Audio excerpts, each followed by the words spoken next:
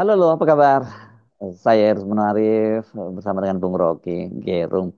Bung Rocky, Pak Prabowo, Presiden Prabowo menyatakan ingin bertemu dengan para tokoh Gerakan Indonesia Gelap dan beliau juga menyinggung akan menyurati Anda, Refli dan tokoh-tokoh oposisi lainnya.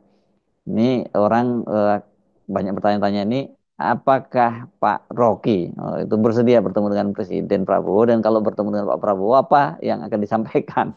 Oh ya, tentu saja undangan Pak Prabowo Presiden itu satu akan jadi satu event yang urgensinya dapat, konteksnya tersedia dan intinya ini akan jadi peristiwa yang penting, apa namanya, timely, persis ada di saat momen diperlukan tuh. Dan tentu karena ada pikiran oposisi, maka presiden ingin mengetahui secara lebih detail apa itu pikiran oposisi kan. Kalau soal oposisi tentu presiden tahu bahwa beliau mengerti bahwa dalam demokrasi oposisi itu disediakan justru untuk menghalangi potensi sebuah pemerintahan itu menjadi otoriter. Jadi dari segi filosofinya pasti Pak Prabowo mengerti bahwa oposisi diperlukan. Yang justru ingin dia kenali adalah ini jenis oposisi apa itu? Oposisi asal ngomong, asal omon-omon, atau oposisi yang substansial. Itu pertama. Yang kedua, apakah oposisi ini otentik dilakukan untuk mengawasi pemerintah atau oposisi ini disponsori oleh yang dia curigai sebagai asing atau dibayar asing kan? Yang mungkin kita bisa katakan di awal bahwa ya pasti ada kepentingan global beroperasi di Indonesia hari-hari ini. Mungkin jumlah agen CIA, agen Mossad, agen MI16 karena ada situasi yang memang sebetulnya kritis di Indo-Pasifik dalam kaitan dengan bukan soal tarif Trump aja tapi soal geopolitik, karena perebutan sumber daya pasti akan pindah ke Asia, apalagi Indonesia itu menyediakan segala macam jenis mineral terbaik karena kita persis ada di lintang khatulistiwa, maka semua mineral terbaik itu oleh gaya tarik bumi, oleh rotasi dia berkumpul di garis khatulistiwa. Jadi betul bahwa deteksi presiden pasti ada kepentingan asing, tetapi supaya tuduhan itu tidak dikaitkan dengan oposisi Indonesia atau yang saya sering terangkan bahwa yang kita utamakan adalah percakapan intelektual supaya ada jembatan untuk mengenali apa sebetulnya problem bangsa ini, bukan dengan sekedar headline yang digembar-gemborkan oleh komunikator istana, bukan sekedar isu yang di-raise oleh para buzzer tuh. Jadi sebetulnya secara substantif kita kenali bahwa kepentingan mengundang para oposisi ini atau para pencerca pemerintah itu sesuatu yang betul-betul akan jadi satu titik historis untuk mengevaluasi secara sempurna apakah rejim ini mengarah pada Indonesia gelap atau rejim ini memang sedang berupaya untuk meninggalkan Indonesia gelap kan. Itu sebetulnya konstatasi saya. Mungkin sebelum bertemu dengan Pak Prabowo, ini ada baiknya sih memang Anda jelaskan mengapa Anda ini terus menyuarakan kritik terhadap pemerintah karena oleh para buzzer ini Anda disebut sebagai pembenci pemerintah, ya khususnya ini Gibran dan Pak Jokowi. Kalau oposisi itu diucapkan secara argumentatif, kalau oposisi itu dihasilkan karena satu kalkulasi jangka panjang tentang nasib Indonesia di dalam era turbulensi ekonomi politik hari-hari ini, maka itu sesuatu yang memang diperlukan oleh pemerintah supaya ada balancing mode of analysis kan. Jadi oposisi melakukan analisis, pemerintah melakukan analisis. Yang berbahaya kalau buzzer yang melakukan analisis atau lembaga survei yang disewa oleh berbagai pihak itu yang melakukan analisis kan. Jadi kejujuran oposisi itu adalah bertengkar secara argumentatif. Dan itu yang saya promosikan terus. Nggak ada urusan dendam pada Presiden Jokowi, apalagi pada Presiden Prabowo yang baru memulai upaya untuk menghasilkan Indonesia yang bersih dengan gerakan anti korupsi yang radikal, yang menginginkan Indonesia ditumbuhkan dalam ide keadilan sosial melalui fasilitas kooperasi, yang berkehendak untuk membangun angkatan bersenjata Indonesia tentara nasional yang betul-betul profesional berhadapan dengan teknologi mutakhir dalam potensi perang ke depan. Kan semua itu kita tahu dan kita pelajari secara detail tuh. Jadi kalau terucap semacam kritik, maka itu ada dasar yang kuat itu.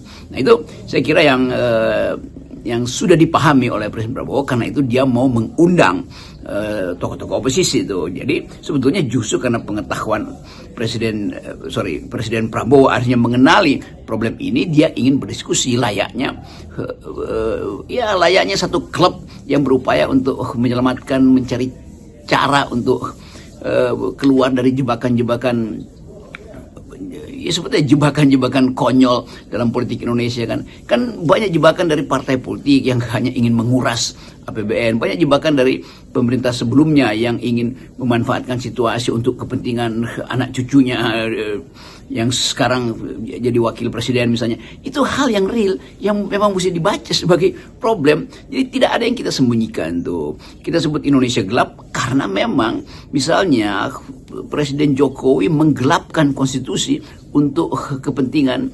meloloskan Gibran sebagai wakil presiden kan. Itu ada dalilnya dan itu ada reasoningnya kan. Jadi kita mau lihat misalnya bagaimana Presiden Jokowi menghalangi cahaya konstitusi sehingga Indonesia jadi gelap supaya kasak-kusuk yang disebut cawe-cawe itu berhasil dia loloskan. Untuk proyek mana ya? Proyek 2029. Dan tentu itu yang akan kita terangkan pada Presiden Prabowo, atau sudah diterangkan sebetulnya, tetapi beliau menginginkan ada semacam pertemuan 4, 8, 16 mata supaya betul-betul ada pemahaman komprehensif dari Presiden mengapa oposisi nggak bisa dicegah di Indonesia. Dan itu yang dituduh-tuduhkan oleh para buzzer bahwa mahasiswa disogok segala macam. Ya ada aja mahasiswa OKP yang disogok, tetapi inti kita adalah ingin meluruskan arah konstitusi kita, ingin meluruskan desain dari awal Republik ini menuju keadilan dan kemakmuran. Jadi semua itu hal yang normatif sekaligus imperatif yang wajib dikenali oleh Pak Prabowo sebagai presiden. Khusus soal Anda, ini banyak yang bertanya, mengapa berapa hari yang lalu kan Anda bertemu dengan Wakil Ketua DPR Sufmi Dasko Ahmad yang sekarang ini posisinya tengah disoroti banyak ini karena pemberitaan Tempo berkaitan dengan judi online. Banyak yang curiga ini pertemuan Anda ini dengan Dasko itu bagian dari upaya menggembosi atau mengaborsi gerakan mahasiswa. Ya teman-teman jurnalis atau para aktivis masyarakat sipil memang banyak pertanyaan ke saya itu ngapain ketemu Dasko kemarin itu kan. Lalu apa betul Rocky Gerung CS, Jumhur, Saganda, bahkan teman kita Ferry Yuliantono yang memang juga adalah salah seorang ketua Gerindra itu hendak menjebak kalangan oposisi supaya ditaklukkan oleh Presiden Prabowo. Kan itu sebetulnya konyol itu kan. Jadi seolah-olah pertemuan dengan Pak Dasko itu, wah ini kalangan yang udah jadi Adidas, anak didik Dasko atau Kabinda, kawan binaan Dasko. Enggak. Kita ini atau saya ini ada Kapolda, kawan politik Dasko di dalam soal ini. Kan itu sebetulnya. Jadi sebetulnya Dasko menginginkan juga ada sesuatu yang real yang hendak dituntut oleh oposisi itu. Nah karena itu tentu Pak Dasko menghubungi Pak Presiden dan Pak Presiden mengatakan oke, bertemu aja kan. Jadi fungsi Pak Dasko adalah berupaya untuk mencairkan ketegangan yang sebetulnya tidak ada alasan. Ngapain tegang dengan oposisi kan? Sebagai politisi tentu Dasko paham gitu, cara-cara maafkan bubur dari pinggir atau langsung dari pusat. Tetapi sekali lagi ini urusan negara, urusan bangsa, dan posisi-posisi yang dipilih oleh Refli Harun, saya, Jomur Hidayat, itu posisi yang dari awal kita tetapkan sebagai keinginan untuk menjadikan balancing di dalam kekuasaan itu ada yang mengawasi kan, itu dasarnya kan. Kita mau jadi countervailing force itu, kekuatan yang mengawasi kan, dan itu hak di dalam demokrasi. Jadi bagi mereka yang mencurigai ya biasa aja kan, curiga-mencurigai itu ada dasarnya. Mereka yang curiga ke segala arah itu artinya curiga tanpa arah kan, itu dasarnya. Tapi saya bisa pahami teman-teman mahasiswa tentu mengerti bahwa mesti ada kanal itu. BEM se-Indonesia, BEM dari tokoh-tokoh BEM, para mahasiswa itu punya hak untuk mendalilkan masa depan mereka dan kita mesti fasilitasi itu. Saya ingin menjadi juru bicara mahasiswa, jadi juru bicara kampus, bukan jadi juru bicara universitas ya. Karena universitas itu isinya juga banyak yang maling, banyak yang plagiat tuh, banyak yang dosen, rektor yang ngintip jabatan, takut mengucapkan pikiran, lalu mencegah mahasiswanya di dalam studi segala macam tuh berupaya untuk menghalangi demonstrasi. Itu konyol kan. Sebab artinya kita tidak paham bahwa diskurs itu dimungkinkan jadi produktif kalau ada pertengkaran. Pertengkaran itu dasarnya adalah argumentasi, bukan argumen, bukan sentimen tuh. Nah ini satu model baru untuk menangkap bahwa presiden akhirnya paham ada isu minimal itu Indonesia gelap, kabur aja dulu, adili Jokowi itu, maksulkan Gibran, itu hal yang biasa diucapkan. Tinggal siapa yang punya argumen lebih kuat, lalu mulai dicari apakah masuk akal argumentasinya, kan itu dasarnya itu. Jadi tidak ada yang perlu dicemaskan di dalam mereka yang cemas itu artinya nggak paham bahwa politik itu didalilkan untuk dimenangkan melalui tarung argumen, bukan pasar sentimen oleh para buzzer.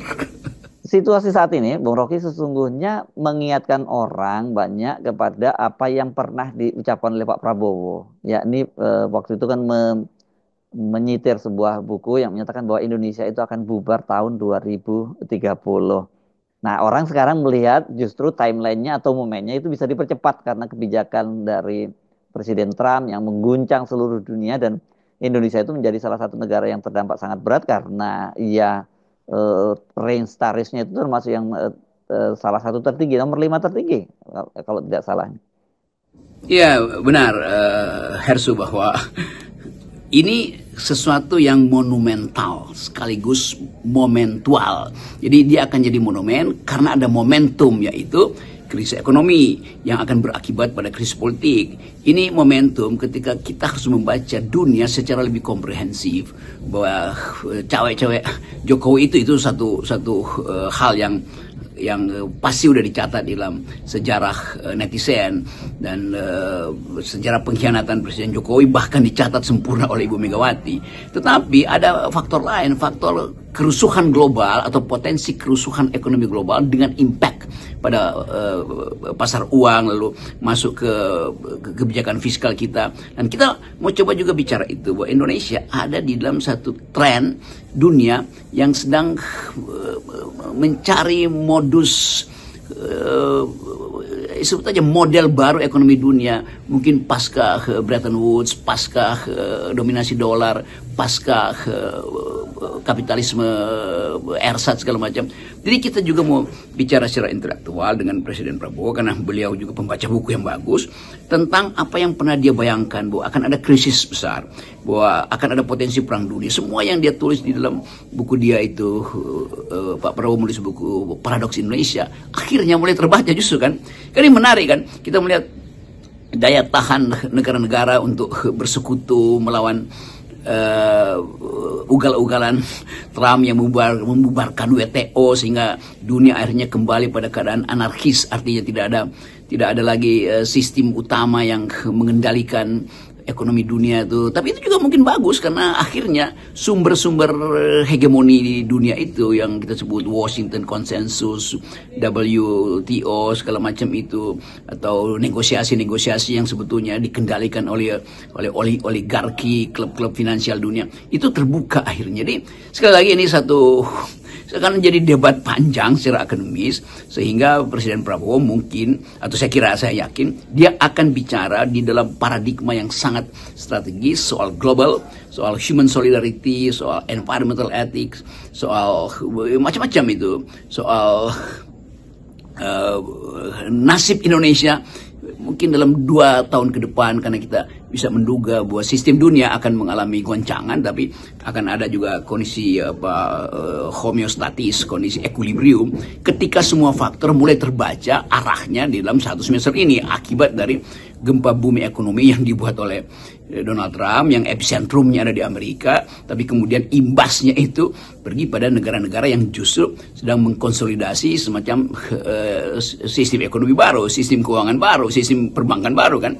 Jadi sekali lagi ini modus yang bagus untuk memulai satu percakapan menyeluruh tentang nasib Indonesia di tengah-tengah potensi katastrofi global. Saya kira itu yang akan kita bicarakan nanti. Salam akal sehat. Ya, ini seperti biasa FNN membuat analisis dan salam akal sehat.